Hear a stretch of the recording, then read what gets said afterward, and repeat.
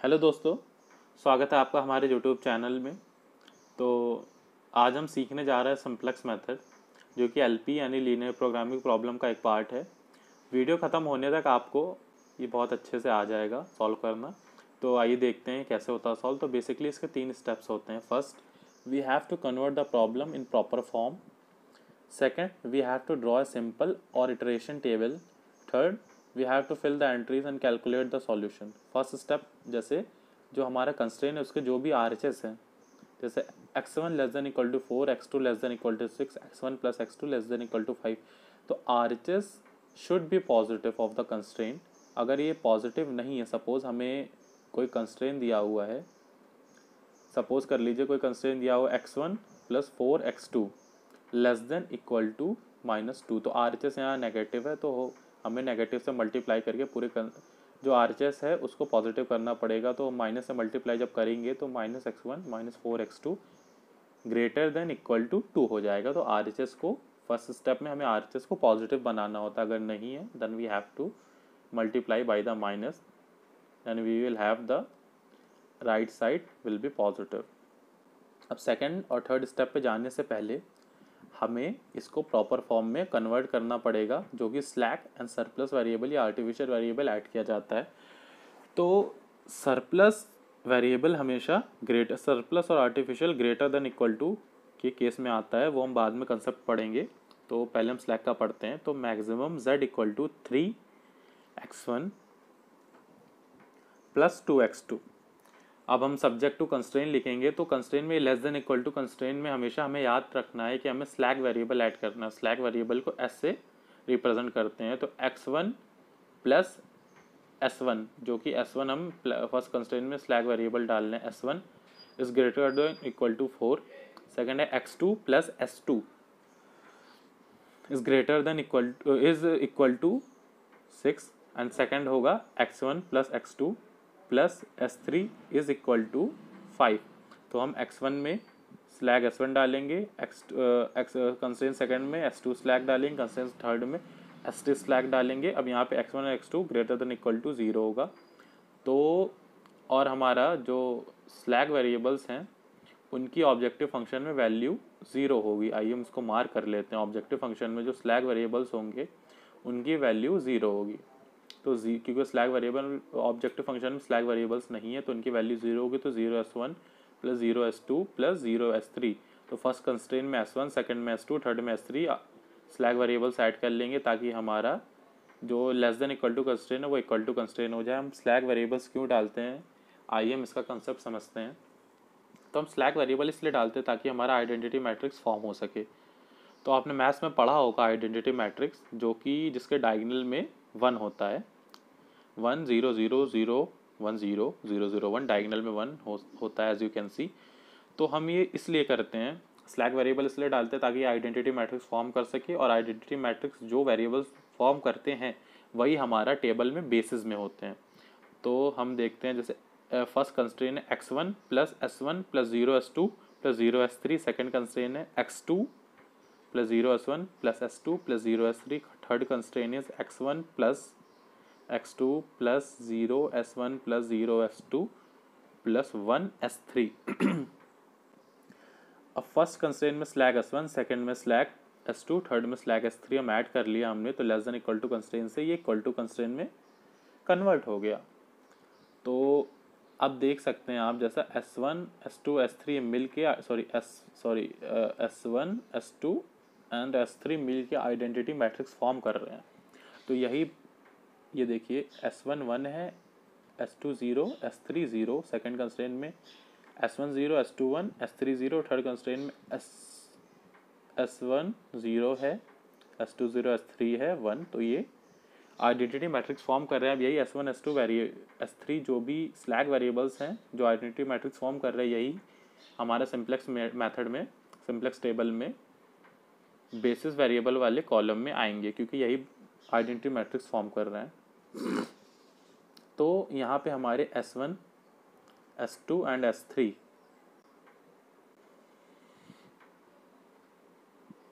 Are slag variables. तो हम सबसे पहले जो भी प्रॉब्लम दिया हुआ है उसमें अगर less than equal to constraint है तो उसमें slack variables S1 S2 S3 S4 जो भी जितने भी कंस्ट्रेंट है ऐड करके हम उसको less than equal to constraint को इक्वल टू कंस्ट्रेंट में बना लेंगे और उनकी कॉस्ट को जीरो कर देंगे ऑब्जेक्टिव फंक्शन में, क्योंकि ऑब्जेक्टिव फंक्शन में S1 S2 S3 नहीं है।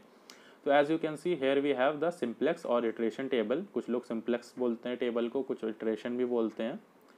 तो अब हमें प्रॉब्लम से जो हमने प्रॉब्लम को फॉर्म में कन्वर्ट किया है प्रॉपर फॉर्म में, अब उससे एंट्रीज या जो भी डेटा है उसको निकाल के हमें टेबल में फिल करना है। तो सबसे पहले आप देख सकते हैं सबसे ऊपर टेबल के सीजे लिखा हो, तो सीजे जो भी है जितने भी ऑब्जेक्टिव फंक्शन में वेरिएबल्स हैं उनकी कॉस्ट होगी। तो x1 की हो गई 3, x1 के ऊपर लिख दिया 3 करस्पॉन्डिंग, x2 की 2, s1 की है 0, s2 की 0, s3 0।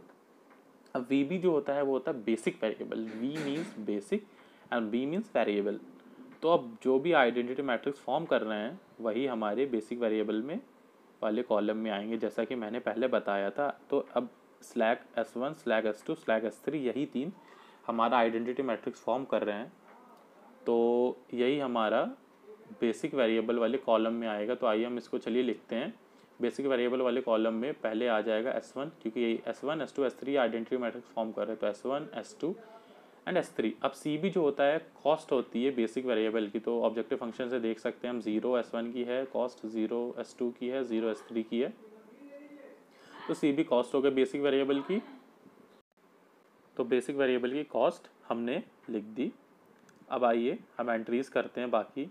अब x1 के कॉलम में जो भी कंस्ट्रेंट है x1 है 1 पहले कंस्ट्रेंट में, x2 0 है, s1 1 है, s2 0 है, s3 0 है, xb जो है RHS होगा 4 होगा, वो होगा 4। सेकंड कंस्ट्रेंट में x1 0 है, सेकंड कंस्ट्रेंट में x1 0 है, x2 1 है, s1 0 है, s2 1 है, s3 0, xb is RHS that is 6। Third constraint में we have x1 is 1, x2 is also 1, s1 0, s2 is 0 and s3 is 1 and RHS will be 5। अब हम इसके बाद ये देखिए आप देख सकते हैं S1 S2 S3 जो कि 1 0 0 0 1 0 0 0 1 आइडेंटिटी मैट्रिक्स फॉर्म कर रहे हैं, यही वेरिएबल्स बेसिस में भी हैं हमारे। तो अब हम देखते हैं, अब हम जैसे कि देखते हैं अब हमें कैलकुलेट क्या करना है। जो कैलकुलेट करना वो है ZJ and ZJ minus CJ। So what is ZJ और ZJ हमें कैलकुलेट कैसे करना होता है, तो आइए मैं उसका भी कंसेप्ट आपको ये साथ शेयर करता हूँ। तो ZJ जो होता है वो हमें कैलकुलेट करना होता है C sigma summation ZI is equal to 0 to N CBI into YIJ। तो टेक्निकल टर्म्स में नहीं बताता हूँ, आपको ईजीएस्ट वे में बताता हूँ जैसा कि आपसे वादा किया है मैंने। तो जो भी कॉलम में CB के कॉलम में जो भी वेरिएबल्स है उनका x1 के कॉलम से मल्टीप्लाई 0 इंटू 1 प्लस 0 इंटू 0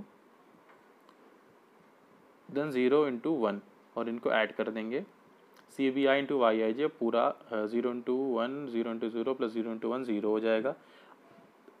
तो ZJ वैल्यू हो गई 0। तो 0 into 0 0 into 1 0 into 1 0 into 0 plus 0 into 1 0 into 1। तो CBI इंटू YIJ जो तो CB के कॉलम में जो भी वैल्यूज़ है उनकी x1 x2 s1 s2 s3 से मल्टीप्लाई करके ऐड करना होता है। अब देखिए CB में तीनों वैल्यूज 0 हैं, तो नॉर्मल सी बात है 0 का मल्टीप्लाई करेंगे तो 0 ही आएगा। तो ZJ की वैल्यू सब में 0 हो जाएगी। 0 into 4 plus 0 into 6 plus 0 into 5 is equal to 0। अब ZJ माइनस CJ देखिए, ZJ हमने अभी कैलकुलेट किया CBI इंटू YIJ से। अब CJ जो हमारी ऑब्जेक्टिव फंक्शन की जो भी वेरिएबल्स की कॉस्ट है उस वो दी हुई है। तो ZJ माइनस CJ हम कैलकुलेट करेंगे। देखिए ZJ we have ZJ 0 minus 3 0 minus 3 is minus 3, 0 minus 2 is minus 2, 0 minus 0 is 0, ZJ minus CJ 0 minus 0 is 0, 0 minus 0 0 0 minus 0 is 0। अब देखिए ZJ minus CJ ZJ minus CJ ZJ minus CJ ZJ minus CJ 0 minus 3 minus 3 0 minus 2 minus 2, ऐसा करके हम ZJ minus CJ calculate करते हैं पर हमें। और फिर हम उसके बाद देखते हैं कि ZJ minus CJ में जो भी रो है उसमें मोस्ट नेगेटिव एलिमेंट कौन सा है। तो मोस्ट नेगेटिव एलिमेंट यहाँ पे है -3 एज यू कैन सी। तो -3 के करस्पॉन्डिंग जो भी कॉलम है ZJ-CJ की रो में मोस्ट नेगेटिव कॉलम का, मोस्ट नेगेटिव एलिमेंट का जो भी कॉलम है उसको मार्क कर सकते हैं। आइए मार्क करके दिखाते हैं आपको। ये देखिए 101। तो मोस्ट नेगेटिव एलिमेंट के करस्पॉन्डिंग जो भी कॉलम है उसको हम मार्क कर लेंगे। अब ये मैं आपको समझाने के लिए कर रहा हूँ, चाहो तो पेपर में भी कर सकते हो, आपकी मर्जी, एज यू कैन विश। अब मोस्ट नेगेटिव के करस्पॉन्डिंग जो भी कॉलम उसको मार्क कर लेंगे। अब हम निकालते हैं रेशियो। रेशियो क्या होता है? अब रेशियो जो होता है वो होता है XBI अपॉन XBI, जो कि RHS होता है XBI अपॉन XIJ। तो जो भी RHS है, जो कि XBI का कॉलम है 465 अपॉन 4/1 4 6/0 इज इन्फिनिटी 5/1 5/1 इज 5। अब जो भी मोस्ट नेगेटिव के करस्पॉन्डिंग जो भी आपका कॉलम है उसका हम रेशियो निकालेंगे, जो कि XBI अपॉन XIJ से। अब इस जो भी रेशियो निकाला उसमें हम लीस्ट पॉजिटिव देखते हैं।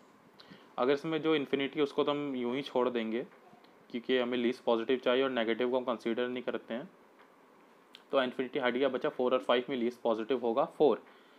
मोस्ट नेगेटिव जो ZJ-CJ रो है उसमें मोस्ट नेगेटिव ढूंढेंगे। मोस्ट नेगेटिव के करस्पॉन्डिंग जो कॉलम है उसका हर एक एलिमेंट को XB से, हर एक एलिमेंट का XB से डिवाइड करेंगे। तो XBI अपॉन XIJ, XB का हर एक एलिमेंट को मोस्ट नेगेटिव के करस्पॉन्डिंग जो भी कॉलम उससे डिवाइड करेंगे और लिखेंगे। फिर उसका रेशियो निकालने के बाद हम लीस्ट पॉजिटिव, अब जो -3 के करस्पॉन्डिंग जो भी कॉलम है और रेशियो जो भी हमारे निकाला, हमने लीस्ट पॉजिटिव लिया, उन दोनों का जो क्रॉस सेक्शनल एलिमेंट होगा वो होगा की एलिमेंट। ये देखिए -3 के करस्पॉन्डिंग जो भी कॉलम है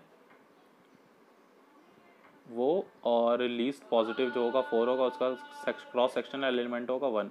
अब देखिए हम पहले फिर से समझते हैं एक बार। हमने ZJ कैलकुलेट किया, ZJ-CJ कैलकुलेट किया, उसके बाद ZJ-CJ में जो मोस्ट नेगेटिव एलिमेंट होगा उसके करस्पॉन्डिंग कॉलम -3 है, करस्पॉन्डिंग कॉलम लिया। फिर XBI अपॉन XIJ से रेशियो निकाला, फिर रेशियो में से लीस्ट पॉजिटिव मिनिमम रेशियो निकालेंगे तो मिनिमम रेशियो यहाँ 4 आ जाएगा। अब मोस्ट नेगेटिव एलिमेंट के करस्पॉन्डिंग कॉलम और मिनिमम रेशियो के करस्पॉन्डिंग जो रो है उसका जो क्रॉस सेक्शनल एलिमेंट होगा वो पिवट एलिमेंट होगा, ये देखिए। एंड और वही पिवट एलिमेंट को कुछ लोग की एलिमेंट भी कहते हैं। अब हमें ये जो प्रोसेस करना है ये कब तक करना है, आइए मैं इसको भी आपको एक्सप्लेन कर देता हूँ कि ZJ-CJ मिनिमम रेशियो सब कब तक निकालना है। So what is the optimality condition? जब तक ऑप्टिमैलिटी ना रीच हो जाए तब तक हम ये निकालेंगे। तो ऑप्टिमैलिटी कंडीशन जो होती है तो वो होती है ZJ-CJ all the elements in the row of ZJ-CJ will be greater than or equal to 0. It can be 0 और it can be positive. कुछ लोग CJ-ZJ निकालते हैं, तो CJ-ZJ जो निकालते हैं तो वो देखते हैं all the CJ-ZJ will be less than equal to 0, लेकिन हम ZJ-CJ निकालेंगे। तो हमारे ZJ-CJ में तब तक निकालेंगे जब तक सारे एलिमेंट्स पॉजिटिव या 0 ना हो जाए। तो ये देखिए पॉजिटिव ZJ-CJ हमारा -3 -2 अभी नेगेटिव है, तो अभी हम आगे प्रोसीड करेंगे। तो फर्दर प्रोसीड करेंगे तो हमने देखा ZJ-CJ निकाला, ZJ-CJ के बाद हमने रेशियो निकाले, फिर मिनिमम रेशियो लिया, फिर की एलिमेंट निकाला। अब उसके बाद हमने देखा ZJ-CJ जो ऑप्टिमैलिटी कंडीशन सेटिस्फाई नहीं करी तो फर्दर प्रोसीड करेंगे। अब देखिए हमें एंट्री कैसे फिल करनी है। जो हमारा पिवट एलिमेंट है उसके करस्पॉन्डिंग जो भी वेरिएबल बेसिस में, जैसे S1 है बेसिस में, तो ये निकल जाएगा, S1 निकल गया, जो उसके करस्पॉन्डिंग CJ वेरिएबल है वो आ जाएगा। तो S1 निकला, X1 आया, ये देखिए S1 निकला, एग्जिट हुआ बेसिस से, और पिवट एलिमेंट के करस्पॉन्डिंग है X1 वो आ गया। बाकी S2 and S3 as it is अपनी जगह बना रहेगा। पिवट एलिमेंट के करस्पॉन्डिंग जो वेरिएबल बेसिस में था वो एग्जिट करेगा, और करस्पॉन्डिंग एलिमेंट जो CJ वाला था वो एंट्री कर जाएगा, आप देख सकते हैं। अब बाकी as it is S2 S3 रहेगा, उसकी वैल्यूज़ लिख लेंगे। अब जो भी पिवट एलिमेंट है, पिवट एलिमेंट की जो रो है उसको एज इट इज़ हमें लिखना है, लेकिन हर एक एलिमेंट को पिवट एलिमेंट से डिवाइड करके। तो 1 divide by 1 is 1, 0 over 1 is 0, 1 divide by 1 is 1, 0 divide by 1 is 0, 0 divide by 1 is 0, 4 divide by 1 is 4। अब पिवट एलिमेंट के करस्पॉन्डिंग जो भी कॉलम है उसमें पिवट एलिमेंट को छोड़ के ऊपर नीचे जितने भी एंट्रीज सारी जीरो हो जाएंगी। ये देखिए हमने 1 है उसके नीचे 0 0 लिख लिया है। अब बाकी सारी एंट्रीज को हमें कैसे करना है, पहले तो हमें जो भी बेसिस से निकलेगा उसको एग्जिट कराना है और जो भी करस्पॉन्डिंग है पिवट के उसको एंट्री कराना है, बाकी एज इट इज़ लिखना है। बाकी पिवट एलिमेंट की जो भी रो है उसको एज इट इज़ सारे एलिमेंट को पिवट से डिवाइड करके लिखना है। पिवट वाली जो कॉलम है उसको पिवट को छोड़ के उसमें ऊपर नीचे जो भी है सब 0 लिखना। बाकी एंट्रीज हमें करनी है, देखिए बाकी एंट्रीज हमें करनी है required element divide multiply by pivot, required element multiply by pivot minus pivot के करस्पॉन्डिंग जो एलिमेंट है उसका diagonal multiply whole divide by key element. तो ये फॉर्मूला में अच्छे से याद होना चाहिए। पिवट वाली रो और कॉलम का तो कॉन्सेप्ट आपने समझ लिया। पिवट वाली रो को एज इट इज पिवट से डिवाइड करके लिखेंगे, पिवट वाले कॉलम को ऊपर नीचे 0 होगा पिवट को छोड़ के, बाकी रिक्वायर्ड एलिमेंट का पिवट से मल्टीप्लाई माइनस जो पिवट के करस्पॉन्डिंग जो भी एलिमेंट है उनका डायगोनल वाले एलिमेंट से मल्टीप्लाई और होल डिवाइड बाई की। तो यहाँ रिक्वायर्ड एलिमेंट है 1, x2 के कॉलम में जो दूसरी एंट्री होगी रिक्वायर्ड एलिमेंट है 1, पिवट है 1, 1 इंटू 1 माइनस 0 जो करस्पॉन्डिंग है पिवट के और डायगोनल से 0 होल डिवाइड बाई 1, तो आ जाएगा 1। तो रिक्वायर्ड है 1, पिवट है 0, 1 इंटू 1 माइनस 0 जो कि करस्पॉन्डिंग है पिवट के उसका डायगोनल एलिमेंट भी है 0, तो 1 इंटू 1 माइनस 0 इंटू 0 और whole divide by key element जो कि पिवट एलिमेंट होता है। तो 1 into 1 minus 0 into 0 whole divide by 1, तो 1 डिवाइड बाई 1 हो गया आपका 1।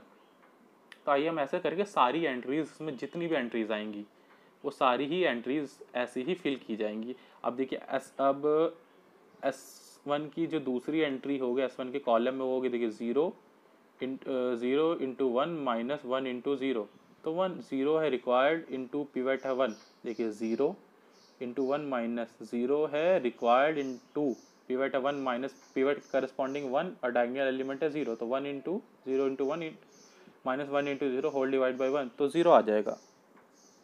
अब ऐसे ही करके required element into pivot minus pivot के करस्पॉन्डिंग जो है उसका डायगोनल वाले एलिमेंट से मल्टीप्लाई और whole divide by key element और पिवट एलिमेंट। अब ऐसे करके हम सारी entries S1 x1 x2 s3 and S1 s2 s3 xb सारी एंट्रीज हम ऐसे ही करके फिल कर लेंगे। तो ये देखिए required into pivot minus pivot के करस्पॉन्डिंग इंटू डायगोनल, तो 1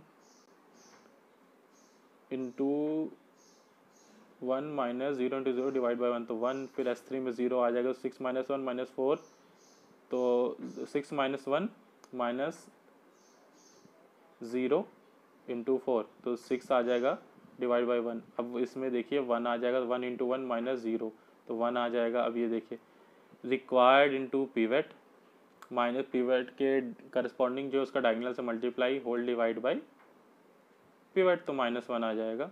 अब ये देखिए 0 इंटू 1 माइनस 1 इंटू 1, तो ये आ जाएगा आपका 0। अब 1 इसी तरीके से S3 आ जाएगा। अब x भी देखिए 5 जो कि रिक्वायर्ड है, 5 इंटू 1 माइनस 4 इंटू 1, 5 में 5 इंटू 1 माइनस 4 इंटू 1, तो 1 आ गया डिवाइड बाई 1, तो 1 आ गया। अब ZJ निकालना होगा, तो ZJ में वही CBI इंटू XI YIJ, तो 3 into 3 3, 3 into 0 0, 3 into 3 3 into 0 0, 3 into 0 0, 3 into 0 0, 3 into 4 12, ये देखिए बाकी तो सारे 0 हैं, 12 आ जाएगा। तो हमने ZJ कैलकुलेट किया। अब ZJ माइनस CJ निकालेंगे, तो CJ हम एज इट इज़ कॉपी करेंगे लास्ट टेबल से, तो CJ हम कॉपी कर लेंगे, तो x1 के करस्पॉन्डिंग 3, x2 के 2, S1 S2 S3 0 होगा, तो ZJ 3 minus 3 0, 0 minus 2 minus 2, 3 minus 0 3, 0 minus 0 0, 0 minus 0 0। अब देखिए मोस्ट नेगेटिव 2 है, इसके करस्पॉन्डिंग कॉलम को हमने मार्क कर लिया। अब इसका XBI अपॉन XIJ रेशियो निकालेंगे मिनिमम, 4/0 इन्फिनिटी हो जाएगा, इसको कंसीडर नहीं करना। 6/1 6 एंड 1/1 1 हो जाएगा। मिनिमम रेशियो देखना होता है तो मिनिमम रेशियो हमारा होगा 1। तो मिनिमम रेशियो देखिए, मोस्ट नेगेटिव के करस्पॉन्डिंग कॉलम और मिनिमम रेशियो करस्पॉन्डिंग रो का जो क्रॉस सेक्शनल एलिमेंट होगा, वो इंटरसेक्शनल एलिमेंट जो भी होगा वो हमारा की एलिमेंट होगा। तो यहाँ पे हमारा जो की एलिमेंट हो गया वो हो गया हमारा की एलिमेंट 1। अब सेकंड टेबल में देखिए, ये भी ZJ minus CJ greater than equal to 0 नहीं, तो सेकंड टेबल में जाएंगे तो CJ as it is 3 2 S1 0 S2 0 S3 0 as it is हम लिख लेंगे। अब देखिए पिवट एलिमेंट S3 है बेसिस में, तो S3 एग्जिट करेगा और इसके करस्पॉन्डिंग X2 है बेस CJ में, तो वो आ जाएगा। अब देखिए X1 S2 सेम रहेगा, S3 हट जाएगा, X2 आ जाएगा। वैल्यू लिख लेंगे X2 की CJ की, X1 है वैल्यू 3, X2 है 0 और X2 है 2। अब बाकी जो पिवट वाली रो थी, पिवट वाली रो को एज इट इज़ लिखना होता है, पिवट वाली रो और कॉलम को एज इट इज़ लिखना होता है। पिवट रो को एज इट इज़ लिखना हर एलिमेंट को पिवट से डिवाइड करके, तो 0 divide by 1 0, 1 divide by 1 1, -1 divide by 1 -1, 0 divide by 1 0, 1 divide by 1 1 and x भी 1 डिवाइड बाई 1 1।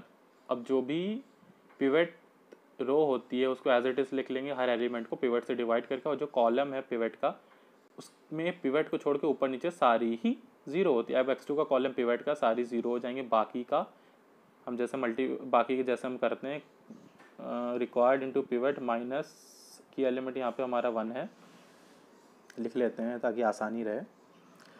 तो required into pivot minus pivot के करस्पॉन्डिंग जो है उसका क्रॉस, उसका डायगोनल वाले से मल्टीप्लाई है। देखिए डायगोनल वाले से हम मल्टीप्लाई करेंगे, required into pivot minus pivot के करस्पॉन्डिंग जो है उसका डायगोनल एलिमेंट से multiply whole divide by pivot, तो यहाँ पे हमारा आ जाएगा 0।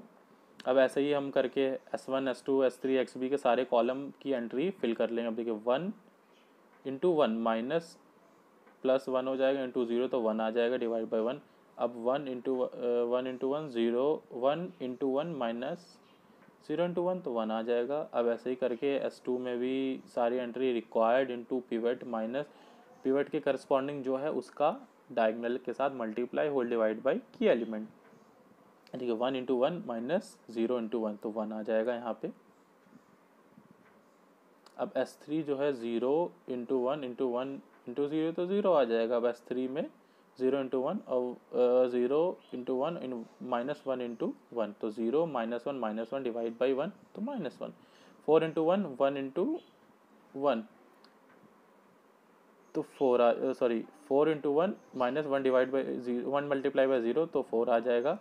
एंड इसमें आएगा आपका 6 माइनस 1 तो 5 आ जाएगा। तो ZJ निकालेंगे, फिर ZJ माइनस CJ, तो 3 into 1 plus 0 into 0 plus 3 into 2 into 0 3 into 0 plus 0 into 0 plus 2 into 0, अब 3 into 0 plus 0 into 1 minus 2 into 1 तो 3 माइनस 2 1।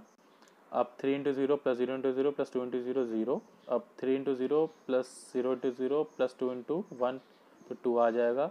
अब 3 into 4 plus 0 into 5 plus 2 into 1 तो 3 12 हो जाएगा प्लस 2 14। ZJ माइनस CJ तो 3 minus 3 0, 2 minus 2 0, 1 minus 0 1, 0 minus 0 0, 2 minus 0 2। अब ZJ minus CJ as you can see all the ZJ minus CJ element is greater than and equal to 0। तो optimality condition reach हो गई। तो अब हम ये हमारा जो टेबल है ये ऑप्टिमल टेबल है और हमारी ऑप्टिमैलिटी कंडीशन तक हम पहुँच चुके हैं।